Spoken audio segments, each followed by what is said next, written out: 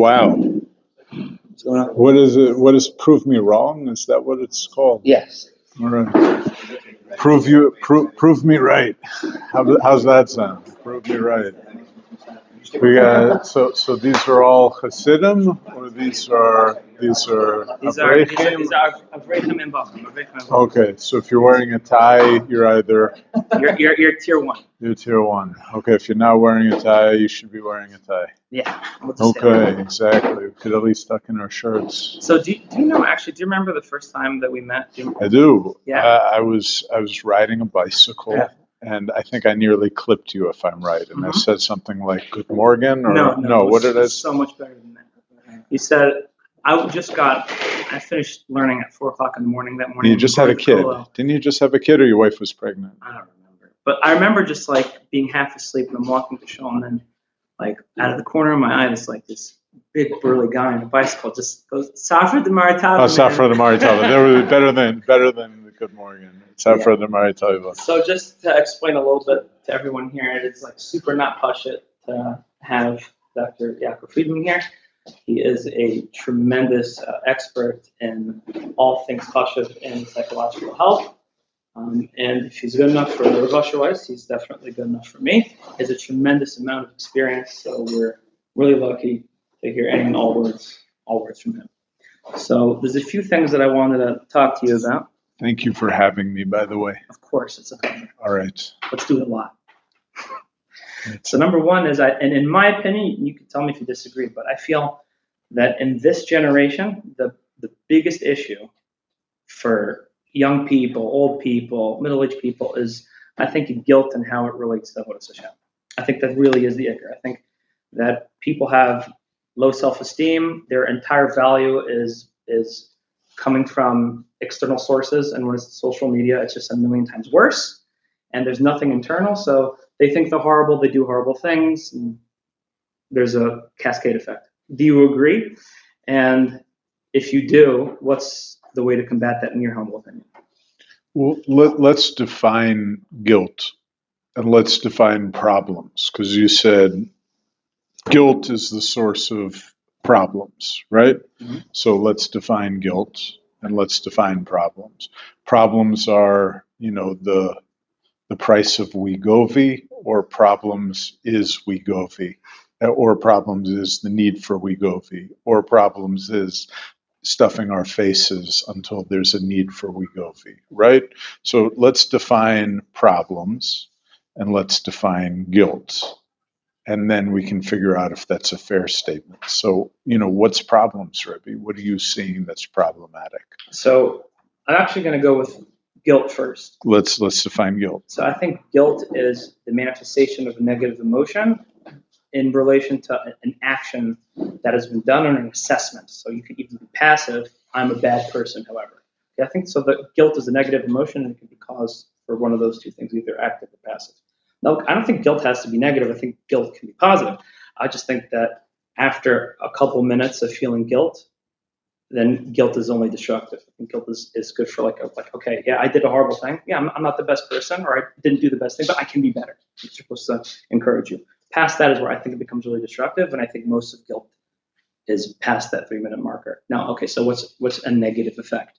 So I think that's maladaptive behavior. So you feel guilt, therefore you feel bad about yourself, and the hashlocha of that is maybe overeating, or doing something that you normally would not do, or being aggressive. So any maladaptive negative behavior that's brought about because of the negative view of yourself. That's how I would define it. Okay. So we have guilt, which is a bad feeling about something that's happened, right? Can we contrast guilt with trauma? Guilt is maybe where I blame myself for something bad that happened, and trauma is maybe where something has happened, and now I'm having an out-of-control response as a result of something that's happened. So if I experience some sort of abuse in the community, and even if I'm not being abused today, but as a result of having been abused in the past, I might have an experience today that reminds me of that moment of abuse or that period of abuse in my life, and then I have an out-of-control response. So for example, I'm a young guy and I'm yelled at to daven without my hands in my pockets. And somebody comes up and gives me a slap on the back of the head. And as a result of it, anytime somebody tells me anything about the way that I'm davening, it might be they just say, hey, mincha's in 5 minutes. Why don't you hop around and come upstairs and help us make the minyan? Okay. All of a sudden I start schwitzing. All of a sudden I get a bit frustrated. All of a sudden I look around at the guy and say, don't tell me what to do, which is a bit out of control. The guy's just telling me, come up, we're making a minyan, we need you, Aseri Kodesh. So that would be an out of control response. Now, guilt would be, I never daven right, Hashem doesn't want to hear my tefillas, my Rebbe's frustrated with me, I let my grandfather down as a result of the fact that I didn't daven right, he had a heart attack, they didn't get him to the hospital at the right time, look at me, I'm terrible. Okay, so let's separate, again, things of internal attribution and external attribution. Obviously, we want to have internal attribution or we're not taking achrayas. In the same sense, we don't want to have just internal attribution or we're just destroying our self-esteem over time. So, sorry, what do you mean by that? So the more that we blame ourselves and don't recognize circumstances, the more we put unbearable pressure on our shoulders. Now, obviously, again, healthy dose of achrayas, but also a healthy understanding of the circumstances. Okay. So, causing problems, dwelling on things that I've done, on mistakes that I've made, to the point where it makes it impossible for me to move forward in life, could cause problems. Could cause problems socially, making it impossible to date, get married, be a father, could cause problems in the workplace, makes it impossible to apply for a new job if I feel guilty about how I've let people down in the past and got fired and I'm a terrible employee, could make it impossible to show up for davening, be involved and engaged in the mitzvah process because I feel awful, look at all the things that I've done and look at all the negative things I've seen with my eyes, done with my hands, heard with my ears, whatever it might be. And why does Hashem want my tefillas? So guilt, again, when it serves as a motivator, you said guilt can be a good thing. When it serves as a motivator and I'm having an introspective process saying, look, buddy, you could have done a bit better. You really dropped the ball on that one. How can I be more productive not to make that mistake in the future and to do it right this time? Again, whether in the workplace, whether in the Beit Knesset, whether in the Beit Midrash, whether at Yeshiva, whether at home with the family, whether on the way to the Yankees game with the kids, whatever it might be, if I say I didn't do it right last time, I feel bad about that, I want to do it right this time, very healthy.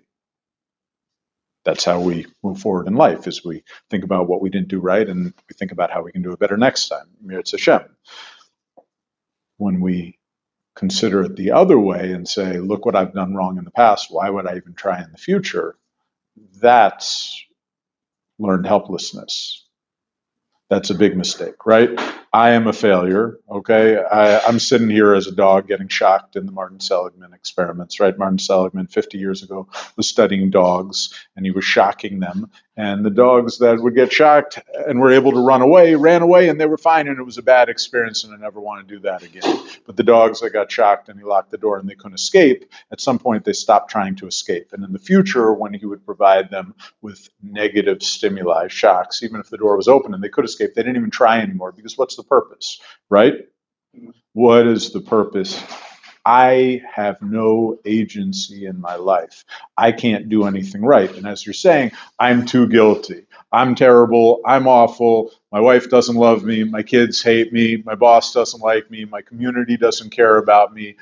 Hashem doesn't want my tefillas. Guilt can cause a lot of problems. Does that kind of answer your question? It does, but do you think the two? One is, do you think that that's a really core issue in this generation, maybe versus other ones? And two, what do you think is the way to remedy that? I'll just add as an addendum.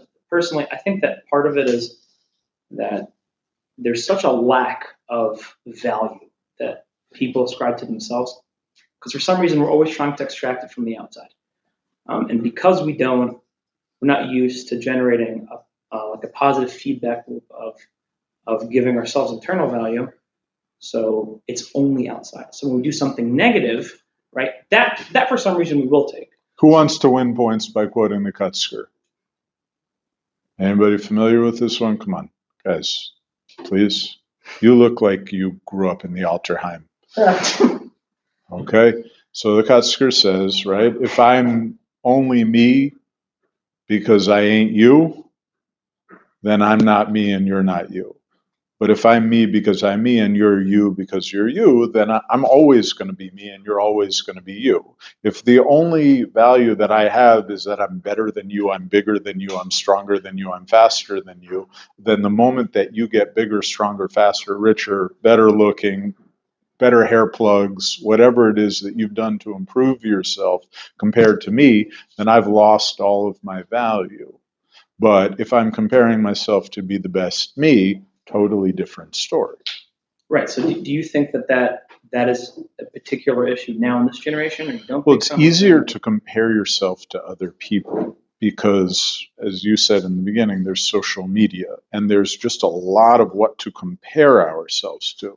Again, 100 years ago when we were in Isfahan, Shiraz, Tehran. They had Freedmans in Tehran. Where were we? Where were we? Yeah, I'm staring at you. I'm clearly talking to you. My grandma is from Paris. But which city in Paris? You don't even remember? All right. Okay. Well, you know what? I would not feed you any more tadig or gondi until you've done your homework. No chorash tefaiza and June on Rosh Hashanah either. So in the Alterheim, right, 100 years ago, people were starving to death. Okay, in Yerushalayim, 100 years ago, people starved to death. 100 years ago in the 20s, people starved to death here. So, were you comparing yourself to how rich you are? Like if you have one banana and the guy next to you has 0 bananas, like he's just begging you to eat the peel. Okay? Nowadays, there's much greater stratification of wealth. And there's also, again, we interact with rich folks and poor folks in a way that never happened due to class and society in the past. So it's a lot easier to compare yourself to other people and to be aware of the haves and have-nots. Also, the haves have a lot now, and the have-nots, again, are also struggling in a deep way, but they're more aware of it. So that causes significant challenges, I think, that are greater today than they were in the past. Okay, and how would you recommend a person to navigate that? How can we improve the generation in that regard? Well, I think you can be well aware that you don't know what it's like for somebody else behind closed doors. So there's all of these famous rock and roll stars and movie actors and famous athletes, musicians, whoever you want, have terrible lives. They kill themselves, they check in and out of rehabs. Clearly, having money and fame is not the icker. But as a community, we get really, really excited about celebrities, and we get really excited about the hawk. The hawk is, oh, he is a Lamborghini. The hawk is, oh, he was invited to the White House Hanukkah party. The hawk isn't, that's a good guy. Okay, that's an honest plumber in our community. You know, who do we talk about as a community? We talk about the gvir. We talk about the guy whose name is on the building. Okay, we talk about this guy and this divorce settlement and this guy, he's a famous lawyer and he's a famous actor and he was on TV and he's a politician and he's making big moves. We don't talk about the guy who's a carpenter and makes pergolas in our neighborhood who's a yusher guy. Okay, we don't talk about the caterer who's a yusher guy and who just takes the leftovers and gives them to people who are struggling in the community. We don't talk about that guy. But if you look at the Baal Shem Tov stories, all of his stories about the Haligo woodcutter, the Haligo water carrier, they were regular guys who were just yasher of the Hashem. But how does that fix the problem, though? Like, you're a really yusher guy. If I'm not a yusher guy, I'd be like, I'm not you. And that makes me feel again negative. But if our community respects and values yusher guys, and if we talk about the power of just being a good soul, again, I can't be responsible for you. I can't be responsible, certainly, for your kollel. I definitely can't be responsible for this neighborhood. And how much more so, I'm not going to be responsible for this city or this Medina. I can be responsible for myself, and I can think about what I talk about at my Shabbos table. I can think about who I tell my kids are good people in our community. And then as a result of that, we will have created a small culture which will hopefully permeate outwards with time. This is, you brought up Rav Asher, he talks always about the Sanzarov story. Sanzarov said, when I was young, I was going to have a tremendous impact on Klal Yisrael. Then I realized it wasn't going to happen, so I thought I would be in charge of my city. Then I realized that was going to be difficult, so I thought I'll just be in charge of my Hasidim. And I realized that was impossible, so I thought, Emir Tzishem, I'll take care of my wife and my kids. And then I realized that wasn't going to happen, so I focused on myself. And as a result, again, he was an incredible person, Rav Chaim Tanzer. He had a big impact on his family, he had a big impact on the neighborhood, on his Hasidim, and he was Gadol Hador. And he was a very yasher person who lived very simply. And he was a guy who had tremendous physical disability that never complained about it. He walked with a cane from the time before his bar mitzvah. So the question is, who do we talk about? Who do we respect? And again, it's difficult for you guys because you're already old. You're in a lot of trouble. But when you're young, if you grow up idolizing the yasher carpenter, the yasher caterer, the yasher electrician, just regular guys in the community who are good, honest people, as opposed to, I don't know, who's new Derek Jeter, right? Whoever it might be, right? Who's new Justin Bieber? I have no idea. I don't even know who Justin Bieber is. But if I did, I would say who's new Justin Bieber, right? Yeah, I don't know. Who's new Little Richard? But it depends who you're idolizing. It depends who you're viewing as role models in our community. And if we're viewing good people as role models, if we're being good role models for our Daled Amos, then we stand a fighting chance. I'm not sure that helps the person who's struggling with that comparison, though. So to make it very easy, you're in a yeshiva. There's someone else there that's just learning more than you. And there's definitely somebody there who's learning more than you. So, and then you... By definition, there has to be. Yes. Because even if you're the top guy, you no longer belong there, according to this Shita. Because I'm too big for it. I hear that. But I'm just saying, even within a utopia, or where people only operated under the way that you just described, you're going to compare yourself to people that are farther along, are better than you, are more yasher than you, are learning more than you, are davening more than you, are nicer than you, etc. And then who am I? I'm somebody who's working towards it. I'm not somebody who's a failure because I'm not there. I'm somebody who's working towards a goal of being the best person that I can be. See, but isn't that the goal? Meaning the goal isn't I'm trying to be like that person. Of course not. But these are obtainable goals. For everybody says, I'm going to be the next Rechnitz. I'm going to be the next Ralph Hertzka. Nobody's going to be the next Rechnitz or Ralph Hertzka. It's statistically impossible to be the most successful business guy in the generation. So when those are already things that people are saying, it's ridiculous. When people are saying, I'm going to be the next Rav Chaim Zitzal, I'm going to be the next Rav Yoshev. No, you're not. That's never going to happen. So it's not sell yourself short. It's just be realistic, set yourself realistic goals. And Alcoholics Anonymous, I just drove by Rabbi Torsky's house, Zichrono Livracha. I used to live down near Bostonai. You cannot never drink alcohol for the rest of your life. That's impossible. You cannot drink alcohol today, and then tomorrow you cannot drink alcohol tomorrow. But it's impossible to go ahead and to set giant goals for ourselves. And frankly, it breaks us down because then we're automatically going to be failures. Even if we're moving at a good pace, we're automatically going to be failures. So if we take it slow, and we're reasonable, and we create a society based on yechidim who are setting reasonable, fair goals for themselves, trying to be their best, and the Mir Hashem, we're headed in a good direction. Also, nobody's going to be cutting anybody else down. Yeah. So from the moment that in Kita Aleph at the Chumash party, the Menahel says, look to your left, look to your right. The next Rev Chaim is sitting in this room. The answer is that everybody else in this room is a failure. Even if there is the next Rav Chaim in this room. Everybody else is by definition a failure. So if the answer is look to your left, look to your right, Bizras Hashem, you guys all are going to be such good Jews. You're going to have such good midos. You're going to love learning Torah. You're going to be productive members of society. And that's going to be great. I heard an amazing Torah from Rav Shabtai Sabato Shlita.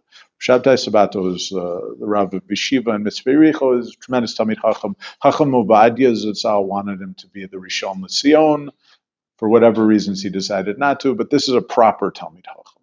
Rav Sabato once said about his yeshiva, he said, if you are in my yeshiva, you will know Tanakh, you will know Mishnah, you will know Shas, you will know Poskim, you will know Halacha L'Maisa, you might even stick around and learn Zohar. Okay? He said, and if you continue in that derech, you might be a dayan, you might be a rav of a community, you might be a tremendous Talmid Chacham. Okay? He said, but if you don't have good midos, you were never my Talmid to begin with. He then said, if you stay here and you try to learn and you don't know Shas and you don't know Tanakh, you don't know Poskim, but you have good midos, you're still my Talmid. So the question is, again, what are we trying to teach? What is the goal? And, can we reduce guilt to solve problems with this understanding? I'd say you betcha. Okay, well, let's talk a little bit more about Rabbanim. That's something that he said. In your experience, I'm sure you've worked with tons of Rabbanim. What do you think is the biggest mistakes that Rabbanim make? So one of the biggest mistakes that everybody makes is they presume that you're thinking the same thing that I'm thinking. So I'm giving you advice based upon my experience and what worked for me, as opposed to thinking through what your life experience is and what your goals are, and then giving you advice based upon who you are and how to help you to achieve your goals.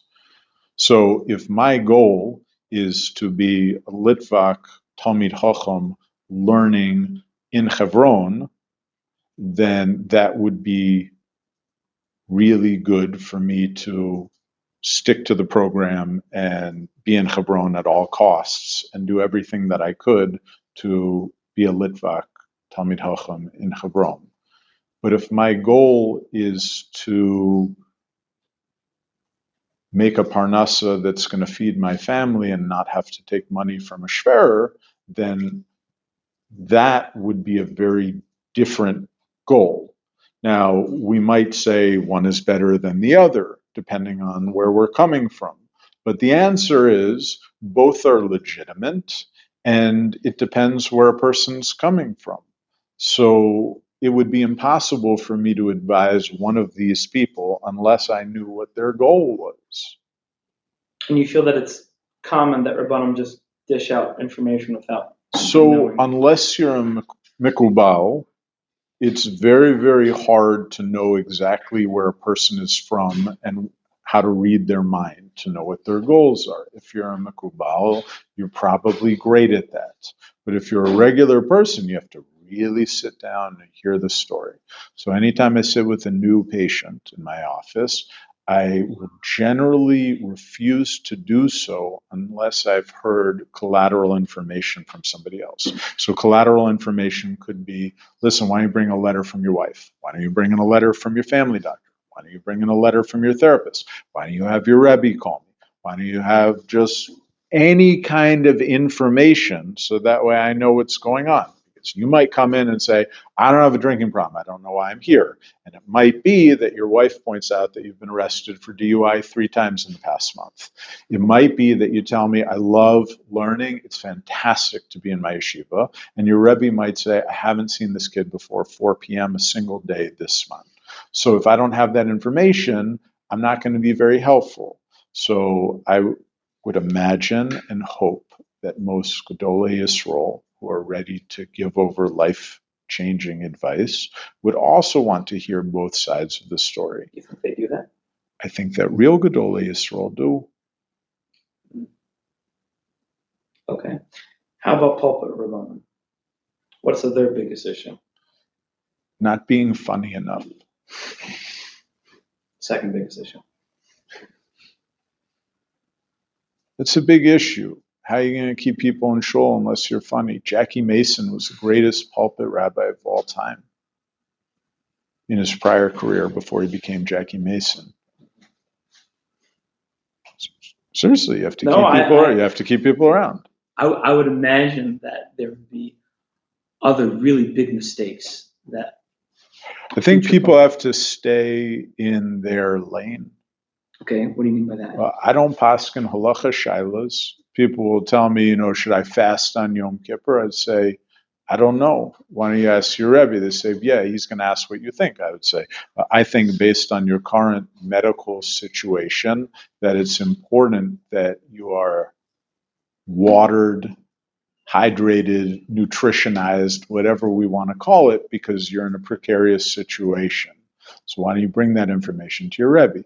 People will say, when can I have another baby? And I'll say, I'm not here to go ahead and paskin that shaila for you, and the Eibishter is going to make his own decisions. But it seems to me that your hormonal state is a bit up and down right now, and you were suicidal and homicidal a week and a half ago. Why don't you think about slowing it down? My medical recommendation is for you to be taking birth control at the current time. So, should I withhold a get from my wife because she's difficult?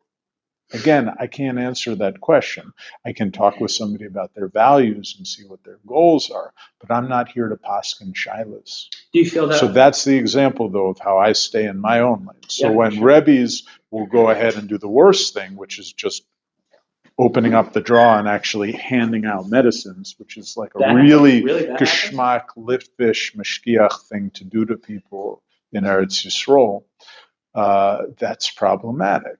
When people say, Rav Noach Orlowek, who's your Rebbe's Rebbe, if I remember correctly, right. When Rav Orlowek Shlita always says, I am not a psychiatrist, but I know a few good ones. Why don't we go ahead and consult them? And you see when he says things like that it's coming from a place of love and a place of concern. It's also coming from a place of experience. He's saying, this is not my tichum, but there are people who I trust that it is their tichum. Why don't we collaborate together to get you the help that you need and the answers to the question that you came to me for? And I feel very, very similarly. There are many rabbis who I think do a great job of providing high quality advice and support for people in their communities, for their talmidim, their chassidim, for people that come and ask them shilas. And there are others who just go out on a limb and make bad decisions. Okay. Can't be responsible for other folks. I can try and be responsible for myself. Well, it sounds to me that then every pulpit reb would have like a toolkit of people they know that they need to contact when there's issues that are outside of the Frum. So let's hope that what you're saying is true. I think that every community rabbi should have a psychiatrist that they're in touch with that they can ask questions to. I think every community rabbi should have a lawyer that they're in touch with, a criminal lawyer that they can ask questions to. I think that every community rabbi should have a pizza place that they can call and send pizza to some guy's house when he sounds stressed out and he says that his wife isn't feeling good. So the tools of a community rabbi are the people that they have close by to support them as they enter into situations where they need eitzas on how to best guide their kihila. Why a criminal lawyer?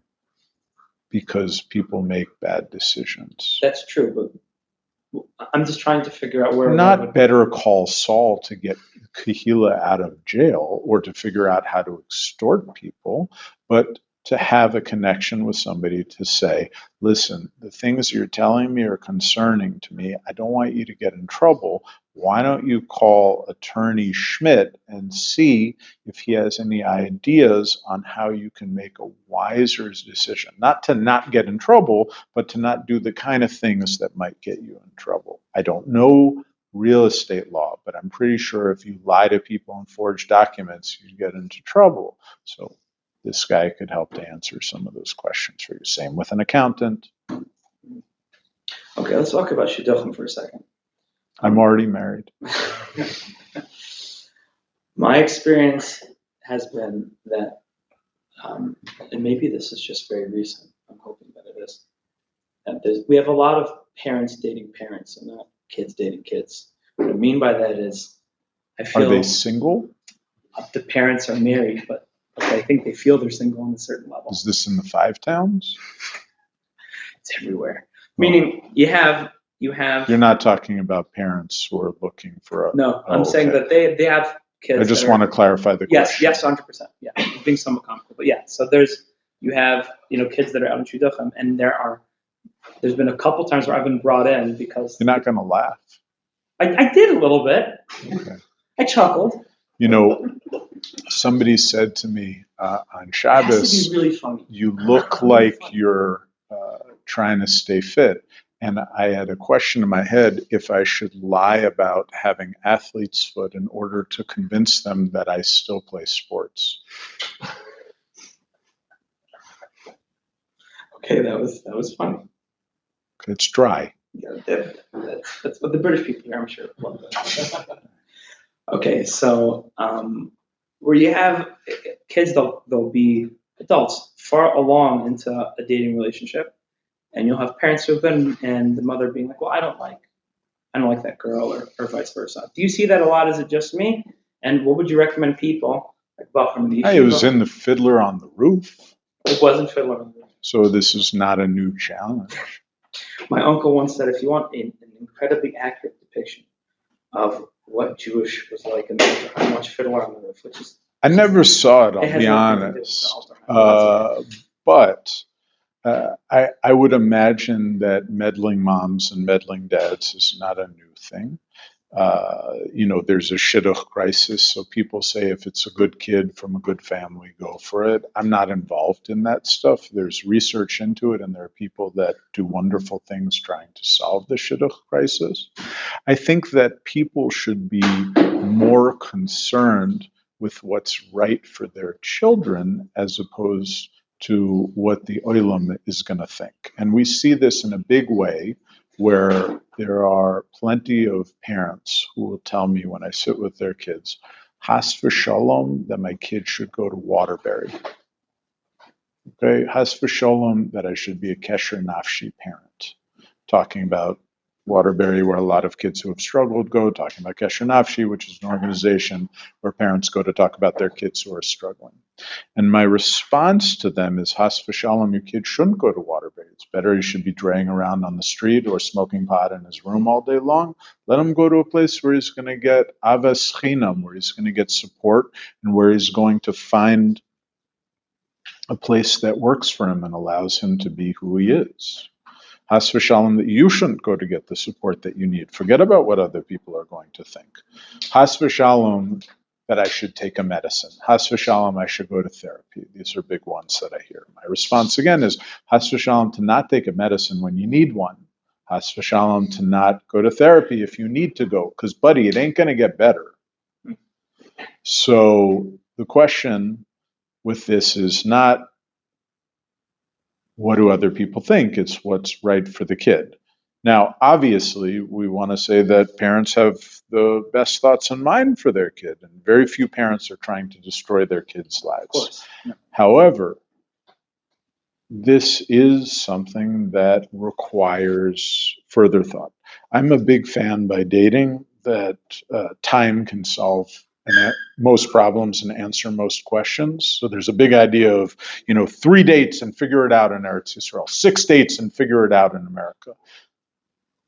Go on a few more dates. If it's still right, it's still going to be right. If it's not right, you're going to figure it out when he's staying by the neighbors for Shabbos and he's going ahead and tearing up their mattresses. So time can be helpful here. But, here's a nice one. Stop caring about what other people think. Start caring about other people. But it's a nice one, just practically. I think that this is a big thing. And again, with proliferation of social media and phones, and this is a lot different than it was in the Alterheim. Is it worse today than it was back in the day? Yeah. But it was back in the day too. This has always been a problem.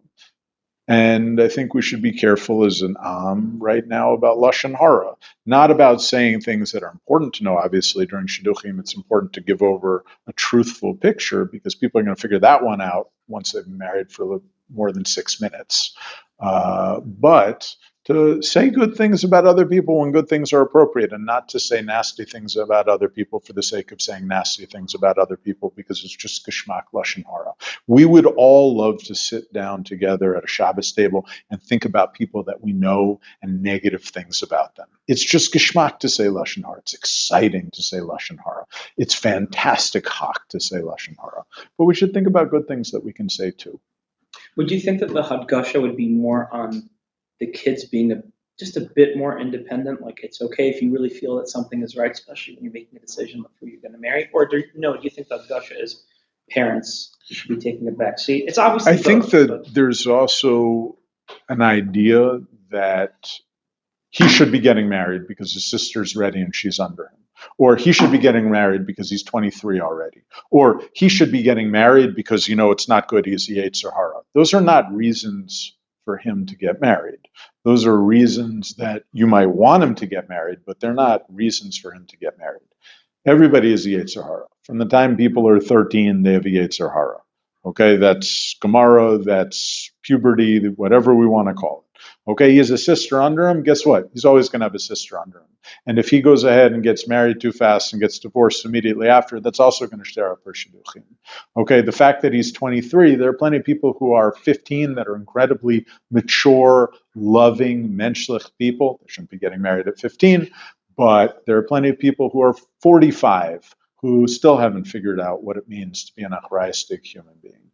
So we should be thinking about how to get people to be productive members of society so that way they can be productive husbands and fathers, as opposed to how do we get this guy married as fast as possible. okay. One thing I really wanted to ask you. It's something that you mentioned to me a while back, actually. I deny knowledge of this. What? I deny knowledge of this in advance. This is a moment that did not happen. That was not my voice. Okay. That was not my face saying it with my voice. As a psychiatrist, I think that there's a distinction that you see even more clearly between a person that is obsessively going through the motions and being a religious person, perhaps the detriment of themselves, versus being actually from. How do you see the difference between the two? Because that's a huge thing for all clients who also want to help others, but two. And how do you get someone who's just killing themselves and not really from to be happily from? Okay. This is a good question. And this is something that I'm happy to talk about, and I've talked about pretty much everywhere I go. So now we've also talked about it at 64 Emek Rafaim. Okay. Would have been easier to talk about if there was a parking spot out front, or if I just didn't care and just left my car in the middle of the street. But, as hard as it is, we'll talk about it here too. Maslow's hierarchy of needs, right? Principle in psychology, it's like a basic Psych 101 principle. The idea is that you have to have a steady foundation before you can achieve anything beyond that. So we have to have food and shelter and clothes in order to worry about our relationships, and to have meaningful, loving relationships and daily structure. Okay?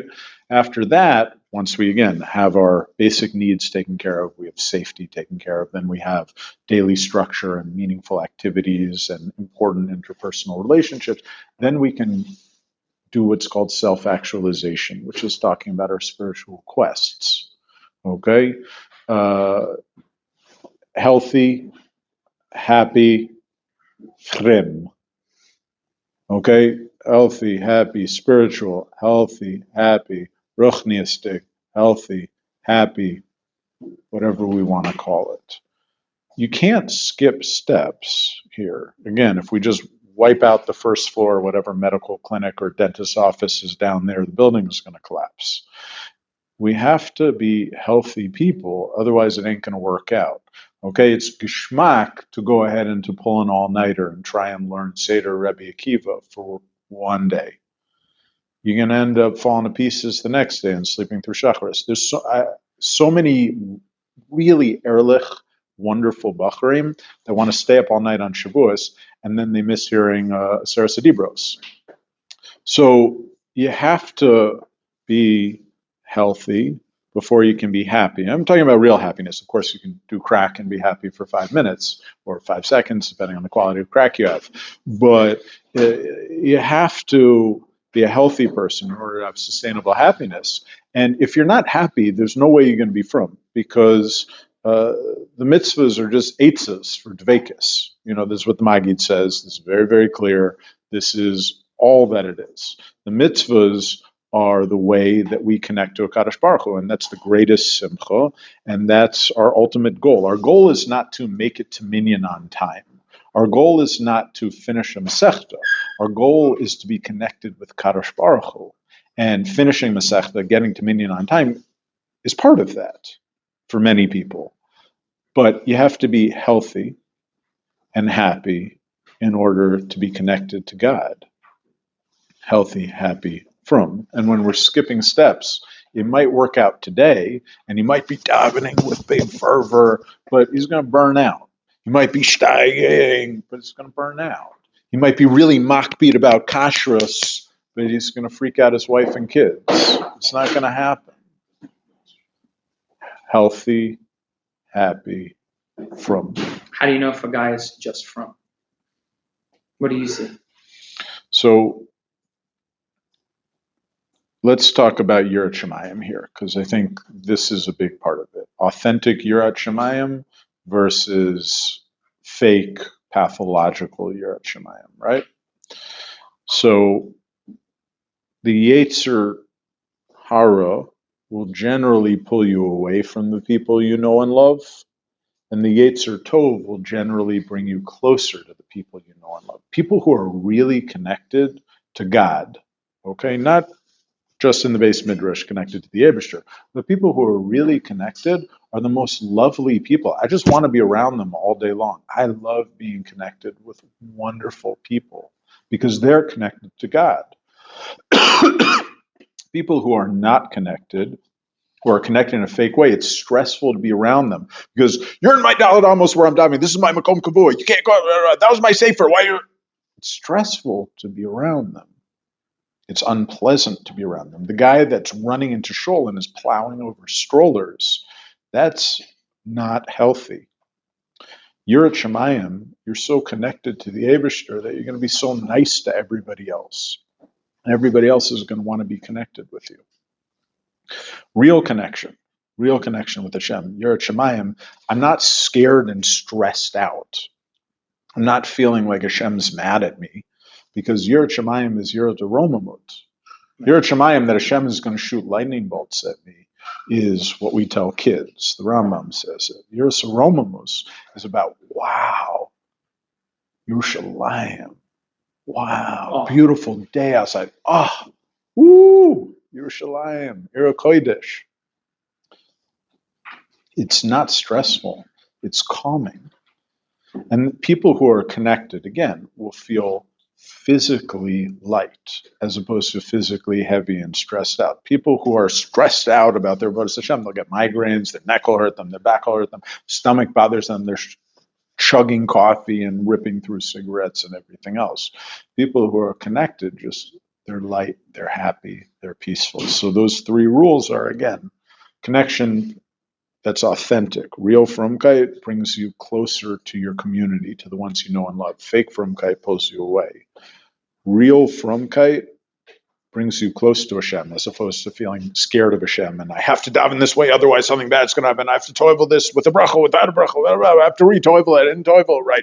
My wife has to shave her head, even though I'm not a Siddish. Like, it's stressful, as opposed to pleasant. And then it's also physically stressful. Real connection with Hashem, you have energy, you feel good, you sleep easy, you don't need to stuff your face. Stressful connection with Hashem, fake frumkeit, people, their body hurts. You look at them, they're not sitting well. Now, we're not talking about Rabbi Yisrael Salanter Zitzal, who passed out 6 months before Elul was coming during Pesach because he was feeling it. That's not a normal person. Real Gedolei Yisrael are neurologically different than the rest of us. They sleep less, their memories are much greater in terms of capacity and also in terms of strength just by the moment. So they're not normal people. Their brains are different than ours. Again, it's lahavdil, like playing basketball with an NBA athlete. They're so much faster and stronger and better than you are. There's a guy named Brian Scalabrine who played for the Celtics 20 years ago. And he did, as a joke, a tour around the country where he played with regular people who thought they could beat him because he was the least valuable player in the NBA that year, they said. He never played on the championship team. He never got off the bench. And so people said, he stinks. I could beat him. He went out and he beat everybody like 100-0. And he said, you might think I'm terrible, but I'm much closer to LeBron James than you'll ever be to the worst guy in the NBA. So Gedolei Yisrael are much different, but also for every Yid, I think there's a big limud here. We are closer to a Kadosh Baruch Hu than any non-Yid could ever be through the derech of the Torah. So it's a big achrayas, but it should provide us with tremendous levity and simcha. We are close, and we have the ability to be close and to stay close. But I think the message throughout all of this discussion is, how can I be a better me, not how can I best the guy next to me. Right. And I think the derech of the tzaddikim is very, very clear. Being nice to other people, caring about other people, doing for Klal Yisrael, being a productive, helpful member of society with my fellow Yidden is what brings me closer to Kadosh Baruch Hu. And Sivo Shalom says that Avas Yisrael is Segula for Yerushalayim. There you go. And if I'm comparing myself to other people, how can I possibly be close to Hashem? If I'm guilt-ridden, how can I possibly be close to Hashem? If I'm stressed out about my avoda, how can I possibly be close to Hashem? So forgive me for being a neo-chassid or whatever you want to call it. I think that's just what it is. I completely hearing it. Makes a lot of sense to me. Is there any final maybe remarks that you'd like to leave us all with? And do we have time for one question? Don't do drugs. Okay. Do we have time for one question? It's not authentic spirituality. But it makes you so happy, apparently. Frum Sara Agra, you got to put in your effort. You got to pay your dues. Go ahead, brother. What do you want to say? That wasn't you? It was a guy picking his nose. Does anyone have a question? No, I think so. You had a question. That's what. I wasn't raising my hand. You weren't raising your hand. Okay. I was reading your mind. I wasn't looking at your hand. I was looking into your soul. Something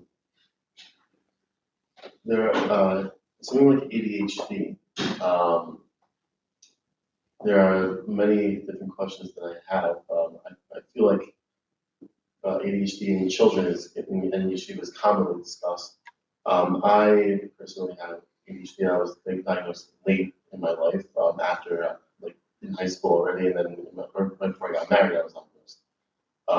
So I had, for someone like me who was diagnosed as an adult with ADHD and dealing with Avodas Hashem has been a difficult thing that I've dealt with in my life. Giving advice, especially with relationships also between in the base metrish and then spousal and then parenting. I mean, that's a hard one because I don't know your whole story, but I think that there's a lot of overdiagnosis and over-medicalization of normal variants. And I think that everybody has their own set of kalim. And sometimes I wish that people would go to psychiatry when they're struggling and not go to psychiatry when they're not struggling. So again, I don't know your story, but are plenty of people who have trouble focusing because they're not interested, or have trouble focusing because they're not sleeping, or have trouble focusing because they're not eating healthy, or they're not getting enough exercise. You know, I have hereditary alopecia, or I'm just bald. Like, why do we have to give it a name? So there are many ways to serve Hashem, and it's complicated because there's a very rigid, standardized academic system which has an approach of tush and seat for a specific amount of hours that's not realistic for the vast majority of people.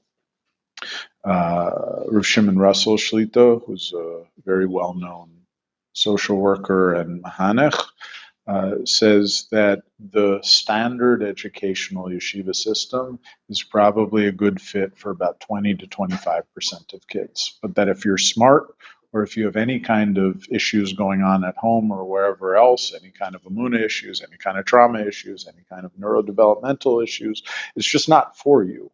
Now, that's not your fault. That's the system's fault that there's just one mainstream system. So that also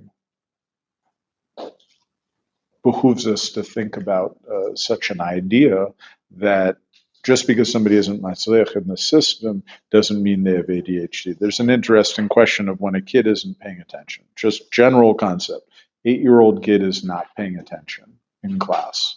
What is the most likely cause of that? You can just yell it out. Boredom. He's 8. He's just not interested. It's boring. Okay? It's not, he couldn't care less. What's the number one biggest medical reason that should happen? And this Rav Orlowek says in his book, quotes Rav Scheinberg. Medical reason why you should. Medical reason why somebody is not focusing in class. A child is not It's focusing. not diagnosed or real. Medical reason that a child, lack of sleep. It says 90% of problems of focus have to do with lack of sleep, which for sure, if you take a bacher and make him learn night seder, and then make him daven after that, and then he needs to relax and go home, he's going to get maximum 7 hours of sleep before he's woken up. And most adolescents need closer to 8-9 hours or even more, as opposed to less than 7 to 8 hours. So cards are stacked against him. Now, what is the most likely diagnosis? Mental illness. Okay, we want to say mental illness. Psychiatric diagnosis. What is the most likely psychiatric diagnosis for a kid, bacher, who is having problems focusing in class? No. Autism. Anxiety disorder.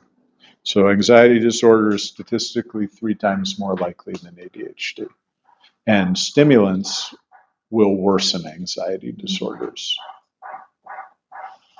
Whoa, buddy, that's a problem. Also, stimulants will make it so that way you need to sleep less. So you'll end up just taking a kid who is tired and giving him the ability to stay awake until he has a nervous breakdown, and then hates you for forcing him to go to a doctor, hates the doctor for giving him a medicine, hates the system for forcing this, and forget all of that, hates himself because he fell for it. Then he's going to have guilt. Guilt is the root of problems, apparently, at least according to one mandamar. Wow. What's the solution to that?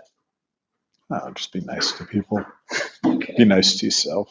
But is there real ADHD then? But how it is? It seems like Yeah, for sure. That's not the kasha. The kasha is you have a kid who's not focusing. What percentage of those kids have ADHD?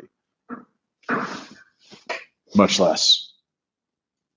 But again, you also have 35 kids in a class here in Eretz Yisrael, and you have a teacher who doesn't have a degree in education. You have a teacher who Schwer didn't want to support him anymore, so he had to go out and get a job. And he's not a yasher pergola maker, or a yasher electrician, or a yasher plumber, so he's in trouble. Got to be a second grade Rebbe. Not to be Mazalzel second grade Rebbe's, because there are a lot of good ones. And there's a lot of second grade Rebbe's who are trained educators. But that is not the rule.